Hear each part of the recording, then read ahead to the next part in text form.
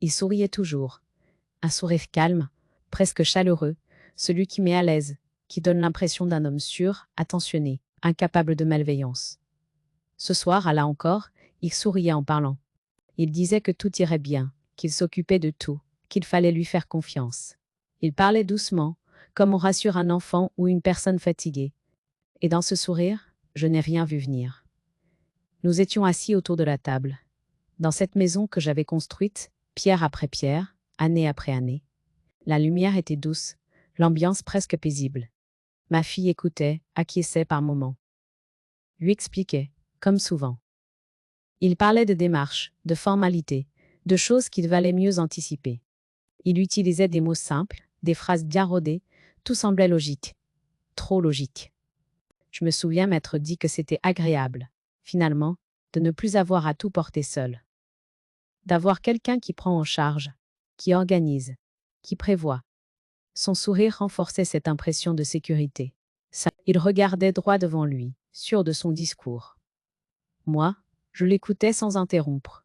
Je pensais encore que le dialogue était possible, que rien ne se ferait sans moi. À un moment, il a dit que certaines décisions avaient déjà été préparées. Le ton était léger, presque anodin, comme si ce n'était qu'un détail. J'ai levé les yeux vers lui, il souriait toujours. Il a ajouté que ce serait plus simple ainsi, que cela éviterait les complications plus tard. Il parlait de mon avenir, comme on parle d'un dossier bien classé. Je n'ai rien répondu, pas parce que j'étais d'accord, mais parce que quelque chose en moi s'est figé. Une intuition sourde, difficile à nommer. Ce n'était pas encore de la peur. C'était un malaise diffus, une impression que quelque chose m'échappait, volontairement. Après le dîner, chacun est allé se coucher. Lui m'a souhaité bonne nuit, avec le même sourire, tranquille. Je suis restée un moment seule dans la cuisine, à regarder la table débarrassée. J'essayais de comprendre ce qui m'avait troublée.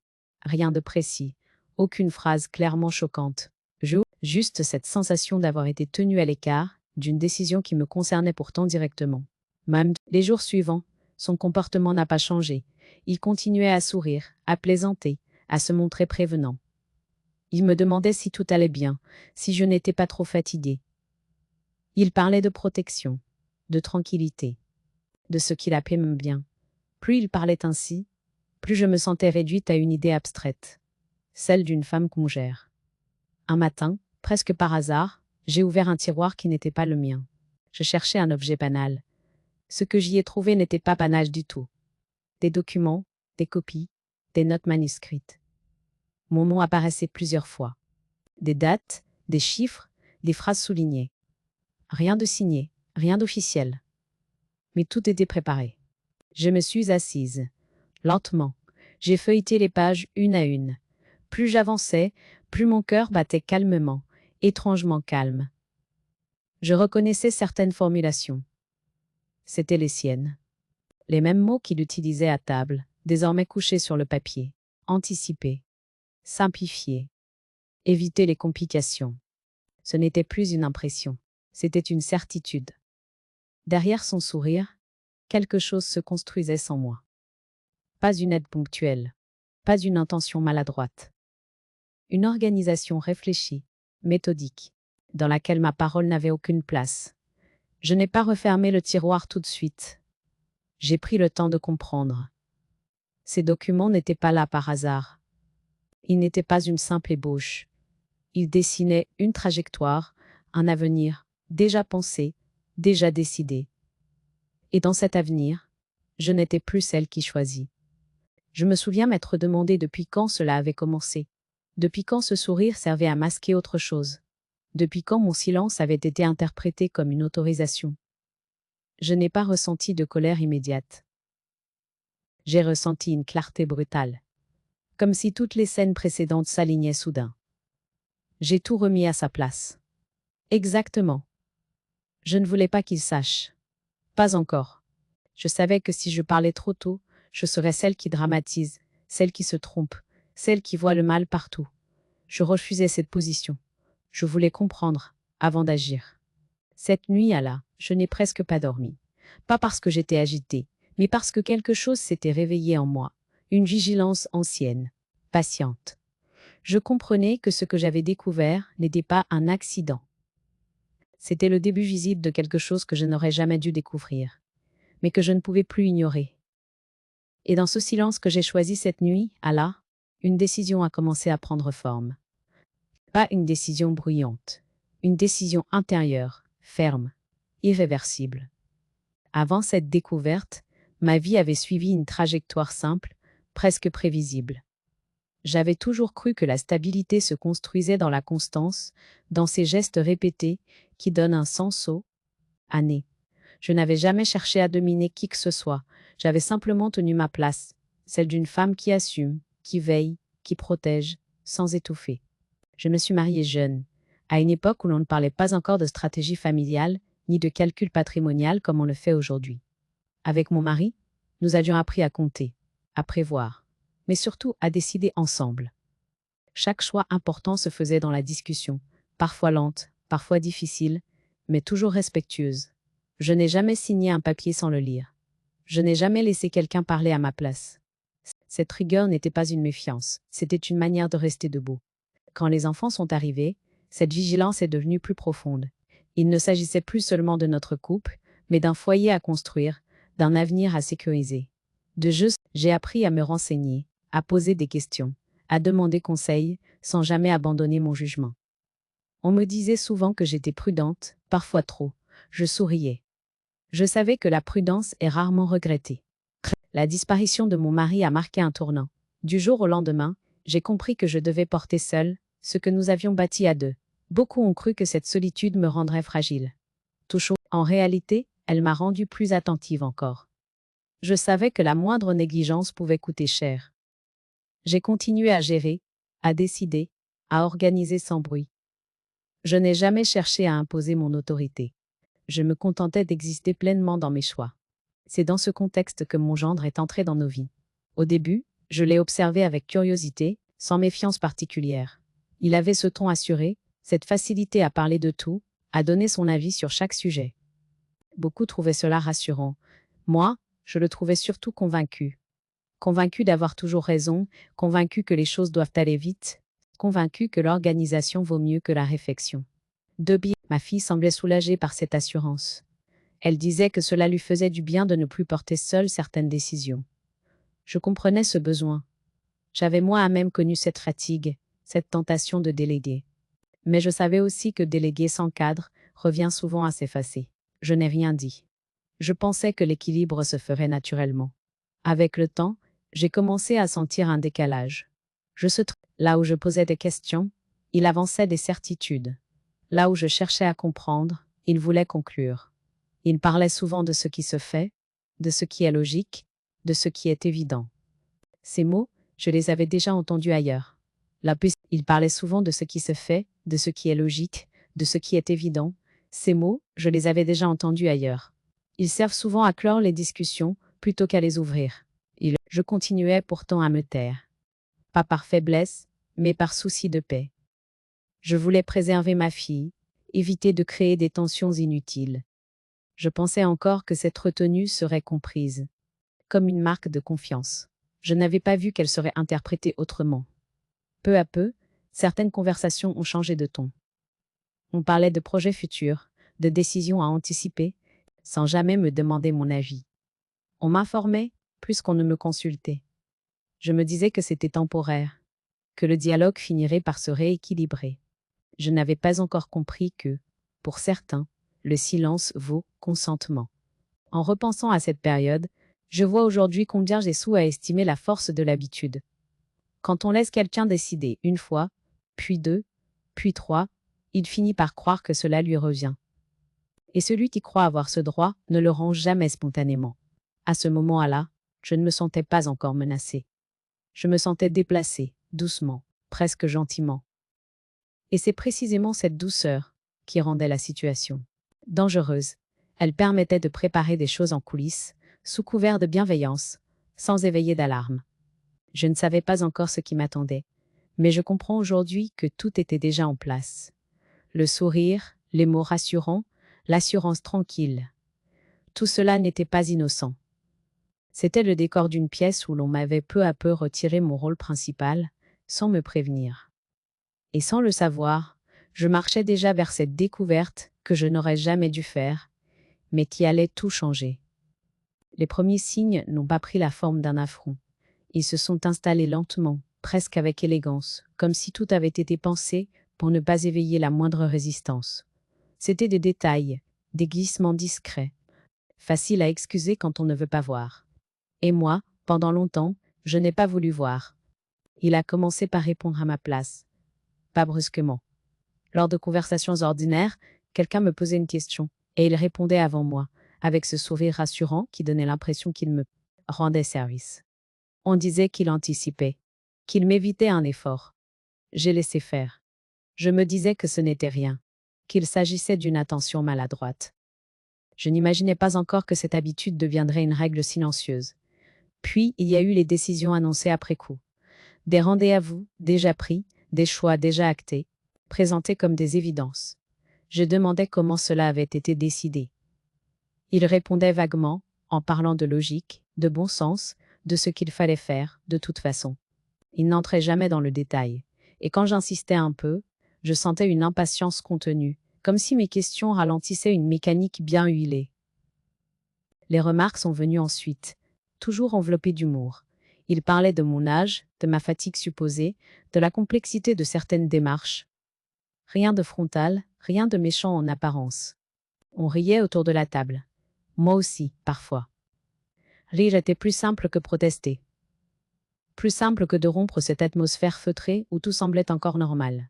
Ma fille, elle, restait silencieuse. Je voyais bien son hésitation, ce tiraillement entre l'homme qu'elle aimait et la mère qu'elle respectait. Je ne voulais pas la placer au centre d'un conflit. Je pensais que mon silence la protégeait. J'ignorais qu'en me taisant, je me mettais moi à même en danger. Mais les discussions familiales prenaient une tournure étrange. On me parlait de projets, d'organisation future, de ce qu'il faudrait prévoir, sans jamais me demander ce que j'en pensais réellement. J'étais là, physiquement présente, mais absente du processus de décision. On me consultait sur des détails secondaires, jamais sur l'essentiel. Cette mise à l'écart n'était pas brutale. Elle était progressive, presque indolore au début. Et c'est précisément ce qui la rendait dangereuse. Je me souviens d'un dimanche en particulier. Il discutait d'un point important, avec des chiffres, des échéances, des implications concrètes. J'écoutais attentivement. À un moment, j'ai voulu intervenir. Il m'a interrompu doucement, en disant qu'il m'expliquerait plus tard, que ce n'était pas nécessaire de s'encombrer maintenant. D'abord, ce mot, encombrer, s'est planté en moi comme une écharde. J'étais devenu un obstacle dans une conversation qui me concernait directement. D'où, ce jour-là, quelque chose s'est fissuré. Pas encore une révolte. Une gêne profonde, persistante. Une sensation d'être déplacé, lentement, hors de mon propre espace. Je me demandais comment j'en étais arrivée là, à accepter d'être spectatrice de décisions qui engageaient ma vie. Mais je continuais à me dire que ce n'était qu'un passage, que cela se rééquilibrerait. Les humiliations étaient subtiles, jamais déclarées. Elles prenaient la forme de soupirs, de regards échangés, de phrases murmurées. Il disait que certaines choses étaient trop techniques, qu'il valait mieux ne pas s'inquiéter inutilement. Il parlait toujours de mon bien, de ma tranquillité. Et à chaque fois, il réduisait un peu plus l'espace dans lequel je pouvais m'exprimer. Je me sentais parfois invisible, non pas ignorée, mais reléguée, comme si ma présence n'était plus indispensable, seulement tolérée. Cette invisibilité-là est particulière. Elle ne fait pas de bruit. Elle s'installe doucement, jusqu'à ce que l'on commence à douter soi à même de sa légitimité. Je n'ai pas réagi immédiatement. J'avais trop peur de provoquer un conflit qui aurait tout figé. Je voulais croire que la bienveillance finirait par rétablir l'équilibre. Je pensais que le respect reviendrait naturellement. Je ne comprenais pas encore que, pour ceux qui sourient en préparant autre chose, le respect n'est jamais un réflexe, mais une variable. Avec le recul, je vois ces signes pour ce qu'ils étaient. Les premières marches d'un escalier menant à une dépossession plus grave. À ce moment-là, je n'étais pas encore prête à agir. Mais quelque chose en moi s'était réveillé. Une vigilance ancienne, patiente. Celle qui sait que les choses les plus dangereuses ne commencent jamais par la violence, mais par la douceur. Je ne le savais pas encore, mais le temps de l'observation touchait à sa fin. Et derrière ce sourire constant, derrière ces mots rassurants, quelque chose continuait de se préparer. Quelque chose que je n'aurais jamais dû découvrir, et qui allait bientôt m'obliger à regarder la vérité en face. La découverte ne s'est pas faite dans un éclat, ni dans une scène dramatique. Elle s'est imposée un matin banal, presque insignifiant, comme si la vie avait choisi la discrétion pour me faire comprendre ce qui se tramait depuis trop longtemps. Je cherchais un document précis, un papier ancien, que je savais avoir rangé moi-même, à un endroit que je n'oubliais jamais. En ouvrant le tiroir, j'ai immédiatement senti que quelque chose n'allait pas. L'ordre avait changé. Pas un désordre grossier, non. Un ordre différent. Les dossiers n'étaient plus classés selon ma logique, mais selon une méthode étrangère, froide, efficace. J'ai ressenti d'abord une irritation légère, puis une inquiétude sourde. On n'avait pas seulement touché à mes affaires, on les avait réorganisées sans me le dire. En fouillant davantage, je suis tombée sur une chemise cartonnée que je n'avais jamais vue. Elle n'était ni cachée ni dissimulée, simplement posée là, comme si elle avait toujours fait partie du décor. Mon nom figurait dessus, écrit rapidement. À l'intérieur, des copies de documents, des relevés, des tableaux, des notes manuscrites. Rien de signé. Rien d'officiellement acté. Et pourtant, tout était déjà pensé. Je me suis assise, lentement. J'ai pris le temps de lire chaque page. Il y avait des projections, des hypothèses, des scénarios, des phrases soulignées, des chiffres entourés. On parlait de ce qui serait plus simple, de ce qu'il faudrait prévoir à moyen terme. On évoquait ma situation comme un cas à traiter, un ensemble de paramètres à optimiser. Mon prénom apparaissait ici et là, accompagné de mots rassurants. Protection, tranquillité, sécurité. Ce qui m'a glacé, ce n'est pas le contenu en soi. C'est ce qui manquait. Ma parole, ma signature, la moindre trace d'un échange. Tout avait été préparé sans moi, comme si mon accord était superflu, comme si ma volonté n'était plus qu'un détail administratif. Seul, je reconnaissais certaines formulations. C'étaient les siennes. Les mêmes mots qu'il utilisait à table, avec ce sourire calme, désormais figé sur le papier. Anticiper. Simplifier. Éviter les complications. Les voir écrits ainsi m'a donné la certitude que je refusais encore d'admettre. Ce n'était pas une maladresse, ni une initiative isolée. C'était une construction méthodique. À cet instant précis, j'ai compris que derrière son sourire, il ne préparait pas une aide. Il préparait une prise de contrôle. Douce, progressive, enveloppée de bonnes intentions.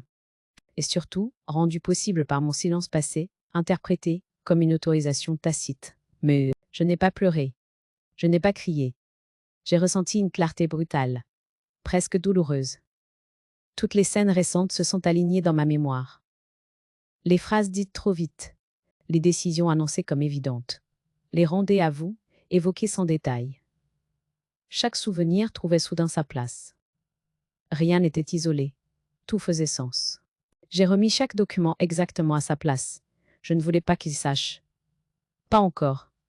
J'avais besoin de temps. De recul. Une réaction immédiate m'aurait enfermée dans le rôle qu'il semblait déjà me destiner, celui d'une femme émotive, inquiète, dépassée. Je refusais cette caricature. Je voulais comprendre avant d'agir. Le soir même, à table, il a parlé comme d'habitude. Il souriait, plaisantait, évoquait l'avenir avec cette assurance tranquille qui m'avait si souvent désarmée. Je l'écoutais différemment. Chaque mot prenait un poids nouveau. Quand il parlait de simplifier, je voyais les tableaux. Quand il parlait de protection, je revoyais les hypothèses. Il ne parlait jamais de me demander mon avis. Il parlait déjà comme si tout était acquis. Ma fille restait silencieuse. Je sentais sa tension, sans savoir si elle percevait ce qui se jouait réellement. Je n'ai rien dit. Pas par stratégie, mais parce que cette prise de conscience devait d'abord être la mienne. Je ne voulais pas l'entraîner dans un conflit avant d'avoir moi-même trouvé ma ligne. Cette nuit-là, je n'ai presque pas dormi. Pas à cause de l'angoisse, mais parce que mon esprit travaillait avec une précision nouvelle. Je pensais aux règles, au cadre, à ce que la loi permet et interdit. Je savais que rien ne pouvait se faire sans mon consentement explicite. Je savais aussi que l'ignorance de la loi n'excuse rien. Pour la première fois depuis longtemps, j'ai cessé d'espérer que les choses se règlent d'elles-mêmes. J'ai compris que la bienveillance affichée pouvait masquer une violence silencieuse. Préparer des documents sans m'en parler. Penser à ma place. Organiser mon avenir dans l'ombre. Ce n'était plus de l'aide. C'était une tentative d'effacement. Au matin, une décision s'est imposée sans bruit. Je n'allais pas confronter. Je n'allais pas accuser. Je n'allais pas expliquer. J'allais me recentrer. Reprendre ce qui m'appartenait de droit, ma parole, mes choix, mon avenir. Derrière son sourire, quelque chose se préparait que je n'aurais jamais dû découvrir. Mais maintenant que je l'avais vu, je ne pouvais plus détourner le regard. Et ce jour-là, sans éclat, sans témoin, j'ai cessé d'être une femme que l'on organise. Je suis redevenue une femme qui décide. Les jours qui ont suivi cette découverte ont été silencieux, mais lourds d'un poids nouveau. Rien n'avait changé en apparence, et pourtant tout avait basculé. Je continuais à vivre au même rythme, à préparer les repas, à répondre aux questions ordinaires, à sourire quand il le fallait. Mais intérieurement, quelque chose s'était déplacé. Je n'étais plus dans l'innocence. J'étais dans la lucidité. La nuit, surtout, devenait un espace de réflexion intense. Je ne dormais pas mal, je dormais peu, mais profondément consciente. Les phrases revenaient, les gestes aussi, ce sourire constant, cette assurance tranquille, ces décisions annoncées comme des évidences. Tout prenait désormais un sens précis. Ce que j'avais pris pour de la sollicitude était une stratégie patiente. Ce que j'avais appelé confiance avait servi de couverture. Je me suis interrogée sur mon propre silence. Non pour me juger, mais pour comprendre. Pourquoi avais-je laissé cet espace se réduire sans réagir plus tôt? Par fatigue, sans doute. Par désir de préserver la paix familiale. J'avais cru qu'en évitant le conflit, je protégeais l'essentiel. Je découvrais que le conflit évité s'était simplement déplacé, rendu invisible, jusqu'à devenir une prise de pouvoir silencieuse. Je pensais souvent à ma fille, à sa position inconfortable, coincée entre un mari sûr de lui et une mère que l'on commençait à traiter comme une variable. Je savais qu'elle n'avait pas tout vu. Je savais aussi qu'il est plus facile de croire à la bienveillance de celui qui parle fort qu'à l'inquiétude silencieuse de celle qui se tait. Cette pensée me faisait mal, mais elle ne nourrissait ni colère ni reproche. Elle nourrissait ma détermination à rester juste. J'ai commencé à observer avec plus d'attention, à écouter ce qui se disait quand je ne réagissais pas, à remarquer les mots choisis, les justifications répétées. Simplifier. Anticiper. Éviter les complications. Ces termes revenaient sans cesse, comme un refrain. Ils donnaient l'illusion de la rationalité, tout en effaçant la question centrale, qui décide?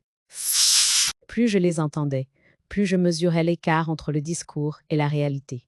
Je n'ai pas confronté mon gendre. Pas par peur. Par stratégie intérieure. Je savais qu'un affrontement prématuré ne placerait dans une position défensive.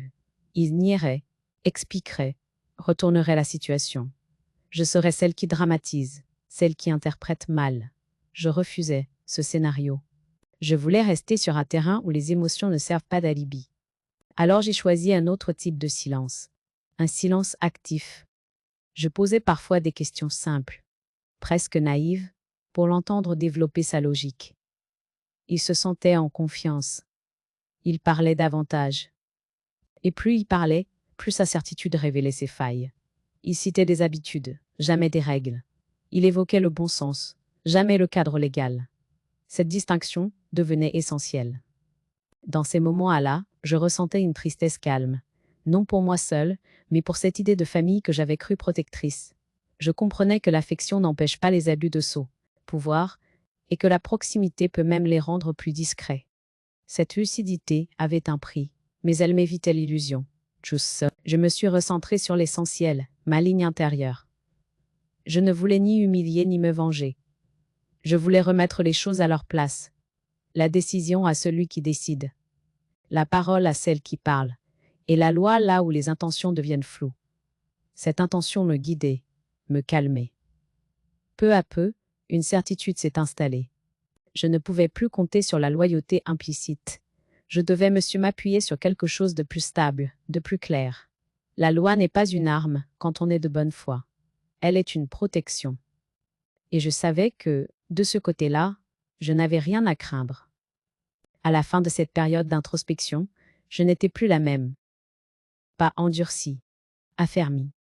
Je savais que je ne laisserais plus personne préparer ma vie dans mon dos, même sous couvert de bienveillance. Je n'étais pas une situation à gérer. J'étais une personne à respecter. Derrière son sourire, quelque chose continuait de se préparer. Mais désormais, moi aussi, je me préparais. En silence, avec méthode, et surtout, avec une clarté que rien ne pourrait plus ébranler.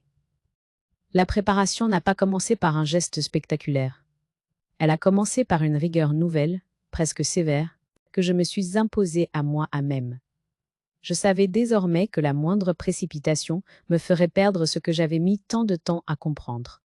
Alors j'ai ralenti. J'ai continué à vivre comme avant, tout en organisant, discrètement, ce qui devait l'être.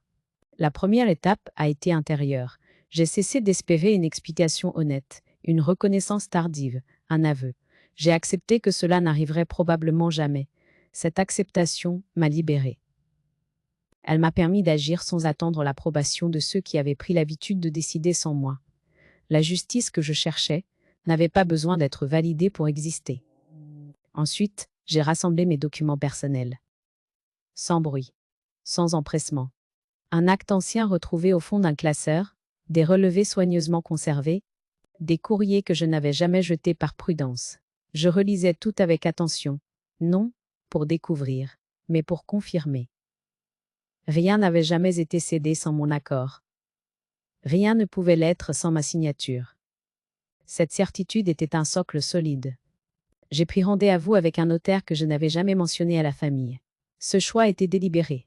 Je voulais un regard extérieur, neutre, dégagé de toute histoire affective. J'ai expliqué simplement que je souhaitais faire le point sur ma situation et sur mes volontés. Le rendez-vous a été fixé rapidement. Ce geste, pourtant ordinaire, m'a apporté un calme inattendu. J'avais repris l'initiative. Le jour venu, je me suis présentée seule. J'ai exposé les faits sans dramatiser. Les décisions évoquées sans moi, les documents préparés en coulisses, cette impression persistante d'être peu à peu déplacée, hors du champ des décisions. Le notaire m'a écouté avec sérieux. Puis, il a posé des questions précises, factuelles. Ses réponses ont été claires. Tant que je suis lucide, tant que je ne signe rien, rien ne peut m'être imposé. Les intentions n'ont aucune valeur sans consentement. La loi est explicite sur ce point. Je suis sortie de ce bureau avec une sensation de stabilité retrouvée. Pas de triomphe, une assise. La loi n'était plus une abstraction rassurante, elle devenait un cadre concret, précis, sur lequel m'appuyer. Oui, je savais désormais exactement ce qui était possible et ce qui ne l'était pas. Dans les semaines qui ont suivi, j'ai continué à me taire. Pas par crainte, mais par choix. Mon gendre parlait toujours d'organisation, de ce qu'il faudrait bientôt régler. Il croyait encore que le temps jouait pour lui. Il confondait mon calme avec une résignation. Cette confusion m'offrait l'espace nécessaire pour avancer sans être entravé. Yop, j'ai ouvert un compte bancaire à mon nom seul. Rien de secret, rien d'irrégulier. Une mesure de protection élémentaire. J'y ai transféré certaines sommes, progressivement, avec méthode, toujours dans le respect des règles. Chaque opération était documentée. Je voulais que tout soit lisible, incontestable. La clarté protège mieux que la dissimulation. J'ai également rédigé un testament. Pas pour exclure, pas pour punir, pour préciser. Pour que ma volonté soit claire, sans interprétation possible. J'ai choisi mes mots avec soin. J'y ai inscrit ce que j'avais toujours voulu, mais avec une rigueur nouvelle. Ce document n'était pas seulement juridique. Il était une affirmation silencieuse de mon existence, comme sujet, et non comme variable. Pendant cette période, je ressentais une tranquillité étrange. Comme si chaque démarche administrative réparait quelque chose de plus ancien. Je n'étais plus dans la réaction. J'étais dans l'affirmation calme. Je ne cherchais pas à reprendre le pouvoir pour l'exercer sur les autres. Je voulais simplement remettre les choses à leur place. Mon gendre continuait à sourire, à parler d'avenir, à préparer des choses qui, je le savais désormais, ne reposait sur rien de solide. Il croyait m'avoir écarté. Il ne voyait pas que je m'étais déplacé vers un terrain où son assurance n'avait plus aucune prise. Or, je n'éprouvais ni haine ni désir de revanche. Seulement une détermination claire. Je savais que le moment viendrait où ce que j'avais mis en place apparaîtrait au grand jour. Je n'avais pas besoin de l'annoncer. La loi parlerait pour moi, avec une neutralité implacable. Dans cette phase de préparation minutieuse, j'ai compris une chose essentielle. Le silence n'est pas toujours une faiblesse. Lorsqu'il est choisi, réfléchi, soutenu par des actes précis, il devient une force redoutable. Et moi, pour la première fois depuis longtemps, je faisais du silence un espace d'action, non de retrait. La confrontation n'a pas surgi comme un orage. Elle s'est présentée sous la forme d'un moment ordinaire, précisément parce qu'il pensait que tout était déjà sous contrôle. Il parlait calmement, avec ce sourire qui n'avait jamais quitté son visage, celui qui rassure et impose à la fois. Il évoquait des démarches en cours, des décisions à confirmer, des échéances à respecter. Sa voix était posée, presque bienveillante. Il croyait que la discussion était une formalité. Je l'ai laissé dérouler. J'avais appris à reconnaître cette phase où l'assurance se transforme en imprudence. Plus il expliquait, plus il révélait ce qu'il croyait acquis. Il parlait d'organisation, jamais de consentement, de solution, jamais de droit. Chaque phrase ajoutait une couche à cette certitude qu'il s'était construite, sans jamais la vérifier. Quand il s'est interrompu, attendant sans doute mon approbation silencieuse, j'ai simplement dit que rien ne pouvait être décidé sans mon accord explicite. La phrase était courte, précise, sans colère. Elle a eu l'effet d'un arrêt brutal. Il a souri d'abord, comme on sourit face à une inquiétude qu'on juge excessive. Puis il a ajouté que tout était prévu juridiquement. Ce mot, juridiquement, il l'a prononcé avec une assurance tranquille, qui m'a confirmé ce que je savais déjà. Il parlait sans savoir. Je lui ai demandé sur quel texte il s'appuyait, pas sur le ton du défi, mais avec une curiosité presque neutre. Il a hésité. Puis il a parlé de pratiques courantes, de ce qui se fait, de ce qui est logique. Il n'a cité aucune règle précise, aucun cadre vérifiable. À ce moment-là, son sourire a légèrement vacillé. Pas longtemps, mais suffisamment pour que je le voie. Ma fille était là, silencieuse.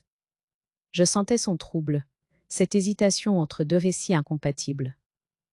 Il a tenté de reprendre la main en parlant plus vite, en invoquant l'intérêt de la famille, la simplicité, l'urgence. J'ai répondu que l'intérêt de la famille ne permet jamais d'effacer la volonté d'une personne lucide. Que l'urgence n'abolit pas le droit. Que décider sans consulter n'est pas une maladresse, mais un choix. Il a changé de ton. Il a parlé de confiance, de ce que j'aurais dû dire plus tôt. Je lui ai répondu que la confiance n'est pas un mandat, qu'elle ne transforme pas une personne en variable d'ajustement, et que ce qui s'était préparé dans l'ombre ne pouvait plus rester dans l'ombre. Ces mots, Allah, ne venaient pas d'une colère contenue. Ils venaient d'une clarté nouvelle. Le silence qui a suivi était dense. Il a compris que quelque chose lui échappait. Il a commencé à poser des questions, à chercher des confirmations. Les réponses qu'il a obtenues ne correspondaient pas à ses attentes. Chaque démarche qu'il croyait acquise se heurtait à la même réalité. Sans ma signature, rien n'avait de valeur. Les documents préparés n'étaient que des intentions. La loi ne se satisfait pas des intentions. Les jours suivants ont été tendus. Il a multiplié les appels, tenté de comprendre ce qui bloquait. Il parlait de complications imprévues, de lenteur administrative. Je savais que ce n'était ni compliqué ni lent. C'était simplement exact. Et l'exactitude a cela de dérangeant, qu'elle ne cède pas à l'insistance. Un soir, il est venu me parler seul. Il disait qu'il n'avait jamais voulu me mettre à l'écart, qu'il pensait agir pour le bien de tous. Je l'ai écouté jusqu'au bout. Puis je lui ai dit que l'intention ne justifie jamais la dépossession. Que la loi existe précisément pour empêcher que le pouvoir s'exerce au nom du bien supposé d'autrui. Il n'a pas répondu. Pour la première fois, il n'avait plus d'arguments. Je ne cherchais pas à l'humilier. Je voulais rendre visible ce qui s'était fait jusqu'à là, sans témoin. La confrontation n'était pas un affrontement de voix, mais un déplacement de cadre. Je l'avais sorti du registre du sourire et de l'assurance, pour l'amener sur celui du droit. Et sur ce terrain-là, Il n'avait plus d'appui. Ce jour-là, j'ai compris que le masque avait glissé. Derrière le sourire, il n'y avait plus que l'improvisation. Et face à une loi claire, l'improvisation ne tient jamais longtemps. La confrontation s'est achevée sans éclat, mais elle avait produit son effet. Ce qui se préparait dans l'ombre venait de rencontrer la lumière. L'après n'a pas été un apaisement immédiat. Il a pris la forme d'un désordre discret, d'une fatigue collective qui s'installait sans bruit. Après la confrontation, chacun tentait de reprendre sa place, mais les places avaient changé. Les gestes étaient plus mesurés, les mots plus rares. Le sourire de mon gendre revenait par moments, mais il avait perdu sa fluidité.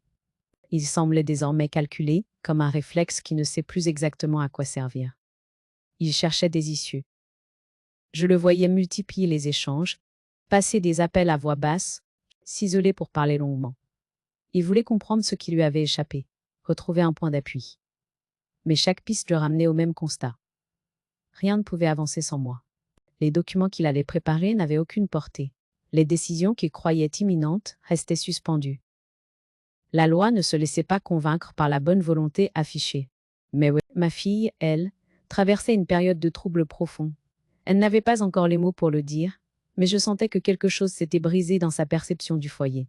Elle découvrait que ce qu'elle avait pris pour une protection était devenu une pression, et que le silence qu'elle avait cru apaisant avait permis une dérive. Elle tentait parfois de réparer, de réunir, de calmer. Mais rien ne pouvait redevenir comme avant. Les conversations entre eux se faisaient plus fréquentes, plus tendues. Je percevais des reproches étouffés, des phrases interrompues, des regards fuyants. Je n'étais plus au centre des échanges, mais j'en étais devenu le révélateur. Non parce que j'avais accusé, mais parce que j'avais cessé de couvrir. Et cette absence de couverture suffisait à exposer ce brouillard qui tenait mal. Je me suis volontairement tenu à distance. Je savais que toute intervention de ma part serait interprétée, utilisée, retournée. Le temps de l'explication était passé. Ce qui avait été mis en lumière devait désormais être assumé par ceux qui l'avaient construit. Je n'avais plus à justifier mes limites. Elles existaient, simplement. Autour de moi, les attitudes changeaient. Certains évitaient le sujet, comme s'ils espéraient que le silence ferait disparaître la gêne.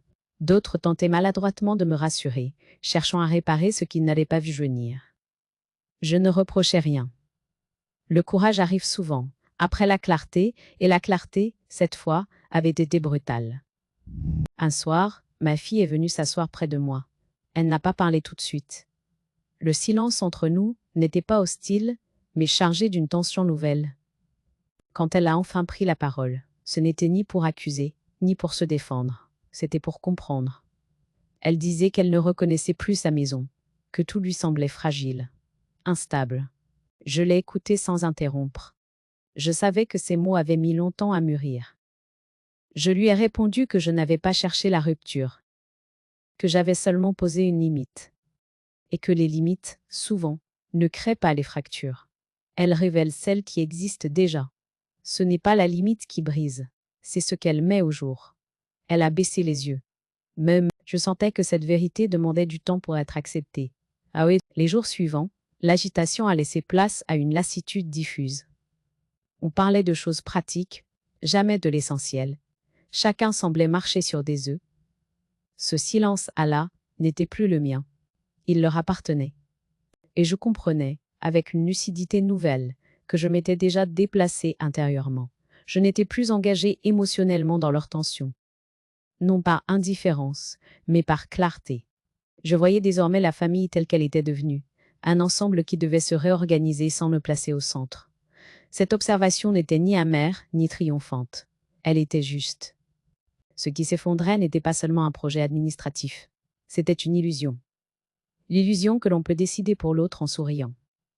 L'illusion que l'âge efface la capacité de choisir. L'illusion que la bienveillance affichée suffit quand le consentement manque. Ces illusions, une fois exposées, ne se réparent pas par des discours. Le soir, dans ma chambre, je respirais plus librement. Je savais que le plus difficile était passé, non parce que tout était réglé, mais parce que je n'étais plus prisonnière d'un rôle qui ne me correspondait plus. La famille trouverait un nouvel équilibre, ou non. Ce n'était plus mon combat. Ce que j'avais défendu tenait toujours debout, Et cette stabilité-là, silencieuse et ferme, valait toutes les victoires bruyantes. Le départ n'a pas été précipité. Il s'est imposé comme une évidence tranquille, sans drame, ni annonce solennelle. Je n'ai pas fui. J'ai simplement choisi de me déplacer, comme on change de point de vue pour mieux respirer. Après les tensions, les silences lourds, les regards chargés de non-dits, j'avais besoin d'un espace où ma présence ne serait ni interprétée, ni instrumentalisée. J'ai cherché un lieu simple, sans symbolique excessive. Un endroit où personne ne me connaissait, où je n'étais ni la mère, ni la belle amère, ni l'enjeu d'un équilibre fragile. J'ai trouvé un petit appartement, lumineux, à distance raisonnable. Rien de spectaculaire, juste assez pour marquer une séparation nette, sans rupture brutale. L'installation a été rapide. Peu de meubles, peu d'objets. Je n'avais pas besoin de recréer un passé. Je voulais seulement un présent clair. Chaque geste avait une valeur particulière. Rangeur, trier, décider où poser une lampe ou une table devenait une manière de reprendre possession de mon temps. Personne ne donnait son avis. Personne n'anticipait à ma place. Cette simplicité avait quelque chose de réparateur. Les premiers jours, le silence était presque étrange. Pas un silence vide, mais un silence disponible. Il n'y avait plus de conversation à surveiller, plus de décisions à décoder. Je pouvais penser sans retenue, respirer sans crainte de déranger. J'ai réalisé à quel point j'avais vécu sous une tension constante, même lorsque tout semblait calme. Cette tension se dissipait lentement. Je sortais marcher, souvent sans but précis. Les rues m'étaient inconnues, et cette absence de repères me faisait du bien. Je n'avais rien à expliquer à personne. J'observais les gens, leurs gestes ordinaires, leur vie que je ne connaissais pas. Cette distance me permettait de remettre les choses à leur juste échelle. Ce qui avait occupé tant d'espace dans ma tête devenait progressivement moins envahissant. Je recevais parfois des messages, des tentatives maladroites de reprise de contact, des phrases prudentes, jamais tout à fait franches. Je répondais quand je le voulais, sans urgence. Je n'étais plus dans l'attente. Ce renversement était essentiel. Celui qui attend se fragilise. Celui qui choisit son rythme se protège. Ma fille est venue me voir, une fois. Elle était différente, moins sûre d'elle, plus attentive. Nous avons parlé longuement, sans accusation. Elle disait qu'elle comprenait mieux maintenant, qu'elle n'avait pas voulu voir certaines choses. Je ne lui ai pas demandé de choisir. Je lui ai simplement dit que j'avais besoin de cet espace, et que ce besoin n'était pas négociable. Elle a acquiescé. Ce geste valait plus qu'un long discours. Mais je n'ai jamais cherché à reconstruire une relation sur la culpabilité. La culpabilité enferme. Je voulais autre chose. Une relation possible, ou pas, mais débarrassée de toute confusion de rôle. Chacun devait reprendre sa place, y compris moi. Et ma place, désormais, ne se définissait plus par ce que l'on attendait de moi. Avec le temps, une forme de légèreté s'est installée. Je me surprenais à sourire, sans raison. À apprécier des choses simples. Un café pris lentement, un livre ouvert sans interruption, une lumière douce en fin de journée. Ces moments n'étaient pas spectaculaires, mais ils me rappelaient que la liberté se vit souvent dans les détails. Je réfléchissais parfois à ce qui s'était passé, sans colère, sans regret non plus. Ce que j'avais traversé m'avait appris quelque chose d'essentiel. La dignité ne se négocie pas. Elle se tient. Et quand elle est menacée, la meilleure réponse n'est pas toujours la confrontation, mais le déplacement. Je savais que certains attendaient une suite, une résolution définitive. Il n'y en aurait pas. La vie ne se referme pas comme un dossier. Elle continue, autrement. Et cette continuité-là, je l'avais choisie. Ce nouveau départ n'était pas une fuite. C'était une affirmation. Je n'avais rien perdu en partant. J'avais simplement cessé de porter ce qui ne m'appartenait plus. Le temps a fait son œuvre, lentement, sans éclat. Il n'a pas réparé ce qui avait été brisé, mais il a remis chaque chose à sa juste place. Dans ce nouvel espace que j'avais choisi, je n'étais plus en réaction. J'étais simplement là, entière, sans rôle à tenir, sans masque à porter. Cette simplicité avait quelque chose de profondément apaisant. Or, je pensais souvent à ce que j'avais cru être la sagesse, se taire pour préserver, céder pour maintenir la paix, accepter pour éviter le conflit. Je comprends aujourd'hui que cette sagesse-là était incomplète. Elle oubliait une chose essentielle. Se respecter n'est pas un luxe, c'est une nécessité. On peut aimer sans s'effacer. On peut protéger sans se livrer. Et surtout, on peut rester digne sans élever la voix. Je n'ai jamais cherché à triompher. La victoire n'a jamais été mon objectif. Ce que je voulais, sans toujours le formuler clairement, c'était la cohérence. Que mes actes correspondent à ce que je sentais juste. Que ma vie ne soit pas administrée par d'autres au nom de mon bien supposé. Que mon âge ne devienne pas un prétexte pour m'écarter doucement de moi-même. Il m'arrive encore de repenser à ce sourire, à cette façade rassurante derrière laquelle tant de choses se préparaient. Je ne nourris ni rancune, ni désir de revanche. La rancune attache, elle empêche d'avancer. J'ai préféré la clarté. Elle libère sans humilier. Elle ne laisse pas de place aux interprétations, seulement aux faits. Ma fille et moi parlons désormais différemment. Plus lentement. Avec une prudence nouvelle, mais aussi avec une sincérité que nous n'avions jamais vraiment connue. Elle a compris, à sa manière, que l'amour ne justifie pas tout. Qu'il existe des frontières invisibles, qu'il ne faut jamais franchir, même avec les meilleures intentions. Notre relation n'est pas parfaite, mais elle est plus vraie. Quant à mon gendre, il est resté à distance. Peut-être par gêne, peut-être par incompréhension. Je n'ai pas cherché à clarifier davantage. Tout avait été dit, non par des discours, mais par des limites posées. Les limites parlent parfois mieux que les mots. Elles n'accusent pas, elles affirment. Dans cette dernière étape de mon parcours, je ne ressens ni solitude, ni regret. Mais je ressens une paix lucide. Celle qui vient quand on n'attend plus la reconnaissance de ceux qui n'étaient pas prêts à la donner. Celle qui s'installe quand on cesse de négocier sa place et qu'on la prend. Simplement. Je sais maintenant que vieillir n'est pas devenir fragile. Vieillir, c'est souvent devenir plus précis, plus attentif, plus exigeant sur l'essentiel. Ce que j'ai conservé, au fond, ce n'est pas un document, ni un droit, ni un avantage. C'est ma capacité à décider quand parler et quand me taire, à discerner le moment où le silence protège et celui où il enferme. Si je devais adresser un message à celles et ceux qui se reconnaissent dans ce chemin, je dirais ceci. Ne confondez jamais le calme avec la soumission. Le calme peut être un choix. Il peut être une force. Il peut être une manière de reprendre le contrôle sans abîmer ce qui reste. Je n'ai pas gagné contre quelqu'un. J'ai gagné avec moi à même. Et cette victoire-là ne laisse pas de traces visibles. Mais elle transforme durablement la manière de marcher dans le monde. Je regarde désormais l'avenir sans crainte. Non parce que tout est prévisible, mais parce que je sais où je me tiens.